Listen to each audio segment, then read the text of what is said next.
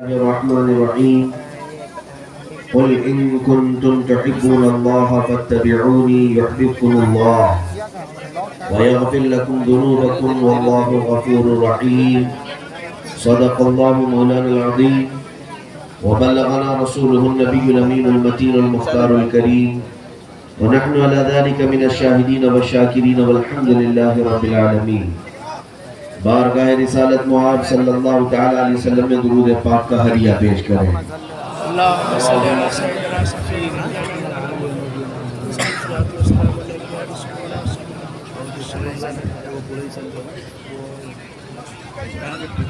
اللہم صلی علی سیدنا مولانا محمد معدن الجود والکرم وآلہ واصحابہ الکرام وفیہ الکریم وبارک وسلم صلاة دائمة سرمدا ابدا. منبر نور پر جلوہ بار صاحب سجادہ زیب سجادہ حضرت علامہ نعیم الہدیٰ صاحب قبلہ دام اللہ اقبالہ اور ان کا سارا گھرانہ اور خصوصیت کے ساتھ محسن سنیت حضور سیدی سربراہ اعلیٰ جامعۃ الاشرفیہ مبارک پور عبدالحفیظ صاحب قبلہ دام اللہ اقبالہ اور ان کے شہزادے دیگر یہاں پر علماء اعظام مفتیان کرام اکابر شخصیات موجود ہیں. ان کی محبتوں عنایتوں کے ساتھ فقیر قادری آپ کے سامنے حاضر ہے. ابھی آپ نئی میں ملت کو سماعت کر رہے تھے. یقیناً ایک علمی گھرانے کا عکس ان کی ذات پر نظر آ رہا تھا. جس گھرانے میں ان کی پرورش ہوئی ہے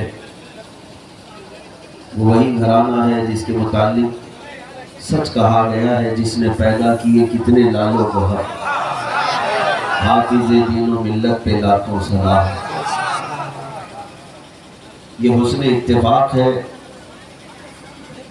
کہ یہاں پر کئی چیزوں کا سنگم نظر آتا ہے. جامعہ اشرفیہ مبارک پور کی صد بہاریں اس منبر پر ہیں. جامعہ اشرفیہ کے سربراہ اعلیٰ سے لے کر صدر المدرسین اور شہزادہ عزیز ملت ان کے علاوہ جو صاحب عرس ہیں وہ خود جامعہ اشرفیہ مبارک پور کے پروردہ ہیں. اور مجھ فقیر کو بھی جی حضور صاحب سجادہ بھی الجامعۃ الاشرفیہ مبارک پور کے پروردہ اور مجھ فقیر کو بھی وہاں کی خوشہ چینی حاصل ہے.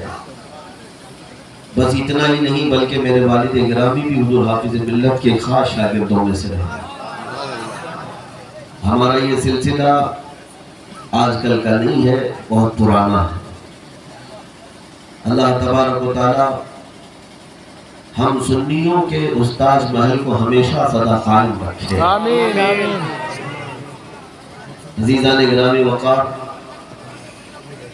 آج کا یہ منبر خصوصیت کے ساتھ صاحب عرس حضرت العلامہ سراج الہدیٰ رحمۃ اللہ تعالی علیہ کے آستان مبارکہ پر ان کو خراج عقیدت پیش کرنے کے لیے رکھا گیا ہے. اور اللہ تعالیٰ نے ان کو اسم با مسمہ بنایا. زندگی میں بھی وہ سراج تھے، موت کے بعد بھی آج بھی وہ سراج نظر آ رہے ہیں. سبحان اللہ سبحان اللہ. ظاہر سی بات ہے، پروانے سراج کہتے ہیں چراغ کو، سراج کہتے ہیں چراغ کو. اور رات کے اندھیرے میں اگر لوگ کہیں جمع ہوتے ہیں تو چراغ کے پاس ہی جمع ہوتے ہیں. اور یہ مجمع یہ بتا رہا ہے کہ ایک عظیم سراج اور چراغ کو دیکھنے کے لیے ہی آئے ہوئے ہیں. اللہ تبارک و تعالیٰ اولیاء سے اور علماء سے آپ کی محبت کو قائم رکھے. عزیزان گرامی وقار، میں حالات کے تناظر میں میری امیج اور میرے متعلق جیسے آپ سب کو پتا ہے ہم تو یہ جانتے ہیں عرس جس کا بھی ہو بات رسول پاک کی ہی کی جاتی ہے، کیونکہ جو کچھ بھی ملا ہے اسی دربار سے ملا ہے۔ کوئی سراج بنے، کوئی مصباح بنے، کوئی تاج بنے، کوئی آلہ بنے، یہ ساری چیزیں قدم رسول کی برکت سے بنتی ہیں۔ نبی سے ہو جو بیگانہ اسے دل سے جدا کرتے، پدر مادر برادر جان و مال ان پر فدا کرتے۔ عزیزان گرامی وقار، ہمارا زندگی کا مقصد یہ ہے، اپنا سب کچھ گنبد خضرا کل بھی تھا اور آج بھی ہے، میرے نبی سے میرا رشتہ کل بھی تھا اور آج بھی ہے۔ اور پھر ہم یہ بھی کہتے ہیں دنیا کو، ہم مسلمانوں کو مرا ہوا مت سمجھنا۔ یہ اور بات ہے کہ گناہوں میں مبتلا ہو گئے، بدعمل ہو گئے، کچھ راستہ بھٹکے ہوئے ہیں، لیکن ابھی تک الحمدللہ غدار کوئی ہوا نہیں ہے۔ ایک آدھ اگر ہوا ہوگا تو ناجائز اولاد ہوگا، اس کا ہماری جماعت سے کوئی تعلق نہیں ہوگا۔ سچ ہے، سچ ہے۔ لیکن جس کی ماں اپنے دامن کو پاک رکھی ہوگی اور جس کا باپ حلال طریقے سے دنیا میں رہتا ہوگا، حلال ماں اور حلال باپ سے پیدا ہونے والا بیٹا گنہگار تو ہو سکتا ہے مگر اپنے نبی کا غدار نہیں ہوگا۔ اس لیے ہم دنیا کو یہ میسج دیتے ہیں، بتلا دو گستاخ نبی کو غیرت سنی زندہ ہے۔ تم کیا سمجھتے ہو مر گئے مسلمان؟ بتلا دو گستاخ نبی کو غیرت سنی زندہ ہے، ان کے نام پہ مر مٹنے کا جذبہ کل بھی تھا اور آج بھی ہے۔ الحمدللہ میں دیکھ رہا ہوں ہندوستان کے ہر خطے سے آواز آتی ہے، ہر علاقے سے ابھی آواز اٹھنے لگی ہے۔ میں اس میں اپنے متعلق نہیں کہہ رہا ہوں، نام مصطفیٰ صلی اللہ تعالیٰ علیہ وسلم میں اثر ہی ایسا ہے کہ دنیا نے جب جب اس نام کو چھیڑنے کی کوشش کی ہے، امت کے بکھرے ہوئے ٹکڑے واپس پھر متحد ہو جاتے ہیں۔ سب اگر آج بھی جمع ہوتے ہیں تو نام محمد پر جمع ہوتے ہیں۔ یوں ہی نہیں کہا تھا اقبال نے، یہ فاقہ کش موت سے ڈرتا نہیں ذرا، روح محمدی اس کے بدن سے نکال دو۔ ہاں کیوں کہا تھا؟ میں آپ کو بتاؤں کہ انگریز سارا اس بات پر پریشان ہے، یہودی لابیاں اس بات پر پریشان ہے کہ ان کے بغداد کو 5 سے 7 مرتبہ توڑ کر برباد کر دیا گیا۔ مسلمانوں کے خون سے پورا بغداد لال ہو چکا تھا، دریائے دجلہ میں پوری لائبریری کی کتابیں جلا کر راکھ کر ڈالی گئی تھیں، قاہرہ ٹوٹا، طرابلس ٹوٹا، اتنا ہی نہیں مسجد قرطبہ کو انہوں نے استبل بنانے کی کوشش کی، سب کچھ تباہ و برباد کیا، لیکن مسلمانوں کی تعداد آج بھی بے عینی پہلے سے زیادہ بڑھتی چلی جاتی ہے۔ سبحان اللہ، اور سبحان بڑھتی اللہ۔ ہے، جیسے پہلے تھا اسلام ویسا ہی آج بھی ہے۔ تو آخر ان کے ختم کرنے کا طریقہ کار کون سا ہے؟ ان کے بچوں کو قتل کر دیا جائے۔ فلسطین میں پچھلے 70 سال سے قتل کر رہے ہیں، لیکن آج بھی مٹھی بھر جماعت بڑی بڑی طاقتوں کو آنکھ دکھاتی ہے۔ افغانستان کو پچھلے 40 سال سے برباد کر رہے ہیں، کون سے پیٹروٹ میزائل ان پر نہیں ڈالے گئے، ہر طرح کی آزمائش کر دی گئی، لیکن دنیا پھر دیکھتی ہے کہ نہتے لوگ ہی اٹھتے ہیں اور پھر سپر پاور سے آنکھ میں آنکھ ملا کر بات کرتے ہیں۔ آخر کون سی طاقت ہے ان کے پاس؟ کون سی طاقت ہے؟ شام کو توڑ کر تباہ کر دیا گیا، یمن کے ہر گھر کو جلایا گیا، لیکن کیا اسلام ختم ہو گیا؟ ہندوستان میں آئے، گجرات میں قتل عام اتنا ہوا تھا، ماؤں کے پیٹ سے بچے نکال کر جلائے گئے تھے، گھر میں اندر مقید کر کے پیٹرول اور ڈیزل ڈال کر گھر جلا دیے گئے۔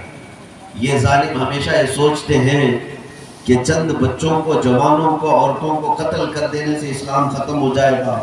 اسلام کی فطرت میں قدرت نے وہ لچکتی ہے، جتنا ہی دباؤ گے اتنا ہی وہ ابھرے گا۔ ہاں، ایک یہودی ربی، ایک عالم ہے، یہودی حاخام، جس حکیم، بڑا ریسرچ اسکالر ہے، اس نے کہا ہم نے بہت سالوں تحقیق کے بعد دیکھا ہے کہ ان کی مسجدیں توڑ دو، ان کے خانقاہیں برباد کر دو، ان کے گھروں کو تباہ و برباد کرو، ان کے بچے بیویاں سب مار ڈالو، کچھ ہوتا نہیں، اسلام پھر پھلتا پھولتا ہے، پھر یہ اپنی جڑیں مضبوط کر لیتا ہے۔ ہاں ایک چیز ہے، اگر وہ ختم کر دی جائے تو اسلام ختم ہوگا۔ مسلمانوں کے اندر یعنی اسلام کا جذبہ ختم ہوگا اور یہ ہوں گے زندہ لیکن مردہ لاش کی طرح ہوں گے.